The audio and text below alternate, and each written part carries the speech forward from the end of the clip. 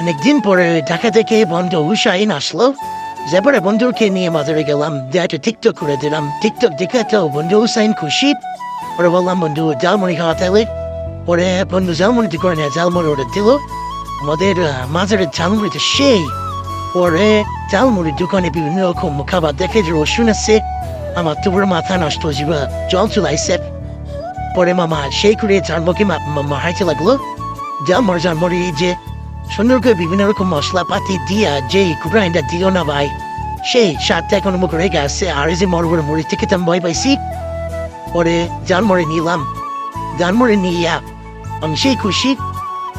এই যে বন্ধুরা মিলে জালমুড়ি খাইলাম, বারাবাকি করে খাইলাম। খাইতে পরে দেখছি না কি দামি টু না। পরে বন্ধু বললাম বন্ধু তাহলে পিয়ারা মতো খাওয়া। বন্ধু পিয়ারা ওরা দিল। অনা কুচি কুচি করে পিয়ারা কাটতেছে, পিয়ারা পুরো পুরো ভর্তি পেয়ারা। সবজি বটা দিয়ে আরো কি কি মশলা দিয়ে মামা স্পেশাল মশলা দিয়ে পেয়ারা মাখাটা মাখাইলো। পেয়ারা মাখাটা যখন মাখায় দিল না রে ভাই, পুরো এলাকা টুথপিক দিল, দিয়ে সেটা দিয়ে উঠায় পেয়ারা খাইলাম।